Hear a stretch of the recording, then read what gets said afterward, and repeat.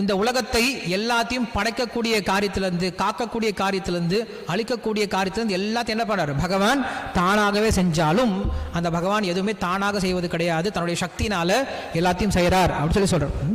So அப்படி இந்த விருத்த லட்சணம் அப்படிங்கிறது பகவானுடைய லட்சணம் அப்படின்னு சொல்றார். எல்லாத்தையும் தானாக பண்றார். அபிக்யா ஸ்வராட் அப்படின்னு சொல்றார். ஸ்வராட் அப்படின்னா சுதந்திரமானவர், யாரை எதிர்பார்த்து கிடையாது. பகவான் யாரை எதிர்பார்த்து இந்த காரியத்தை பண்ணணும் அப்படிங்கிறது கிடையாது, சுதந்திரமானவர் அப்படின்னு சொல்றார். எப்படி சுதந்திரமானவர்? யதா ஊர்ணநாபிஹி அப்படின்னு சொல்றாங்க. உபனிஷத் வாக்கியம் சொல்லுது, யதா ஊர்ணநாபிஹி ஸ்ருஜதே கிருணயதே ச. இப்போ 8 கால் பூச்சி பார்த்துருப்பீங்க. அப்படி 8 கால் பூச்சி என்ன பண்ணும் அப்படின்னா, எங்கேயும் போகும்போது ஒரு பேக் ஃபுல்லாக தூக்கிட்டு போகாது, கட்டுறதுக்கு என்ன பண்ணும், அது பாட்டு போகும். வாயிலேருந்து என்ன பண்ணும், ஒரு விஷயத்தை வெளில கொண்டு வரும். அதுவே என்ன பண்ணும், ஒரு கூடை கட்டும், அதிலே கொஞ்ச நேரம் விளையாடும். விளையாண்டு என்ன பண்ணிடும், மறுபடியும் அந்த கூட்டை தானே உள்ள முழுங்கிட்டு போயிடும். ஸோ அப்படி என்ன பண்ணுறார் பகவான், தன்னிடமிருந்து இந்த பிரகிருதியை வேறாக மாற்றுகிறார். வேறாக மாற்றிய பிரகிருதியை உண்டுபடுத்தி என்ன பண்ணுறார், இந்த உலகத்தை உண்டுபடுத்துகிறார். கொஞ்ச நேரம் இதில் விளையாடுறார், மறுபடியும் என்ன பண்ணுறார், எல்லாத்தையும் தனக்குள்ளாரையே சேர்த்துக்கிறார். யாரும் எதிர்பார்த்து பகவான் கிடையாது. உலகத்தில் பகவான் தான் எல்லாத்துக்கும் காரணமாக இருக்கார். அதனால தான் அகில காரணாய அப்படின்னு சொல்கிறோம். ஸோ அதனால தான் ஜென்மாதேசேதா அன்வயாத் இதர சர்தேசு அபிக்யா ஸ்வராட்டு தேனே பிரம்மஹிருதாய ஆதிகவையே முஹ்யந்தி.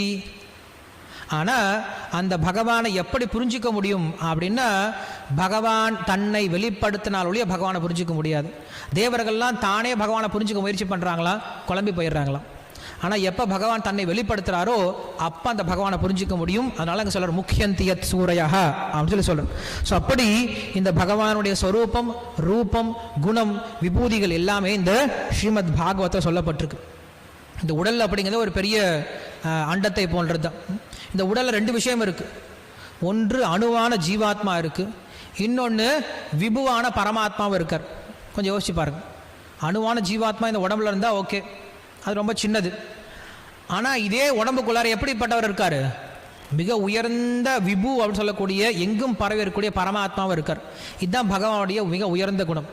ஒரே சமயத்தில் ரொம்ப சின்னதாகவும் அதே சமயத்தில் ரொம்ப பெரியதாகவும், ஒரே சமயத்தில் முடிக்க முடியாத காரியத்தை முடிக்கக்கூடியவராக இருக்கார். கட்டித்த கட்டனா சாமர்த்தியம் அப்படின்னு பகவானுக்கு ஒரு பெயர் இருக்குது. முடிக்க முடியாத 2 விஷயத்தை சேர்க்கக்கூடியவர் தான் என்ன பண்ணுறோம், பகவான் அப்படின்னு சொல்லி சொல்கிறோம். ஸோ இப்படிப்பட்ட குணங்களை கொண்டவராக இருக்கார் பகவான் அப்படின்னு சொல்லி சொல்கிறோம்.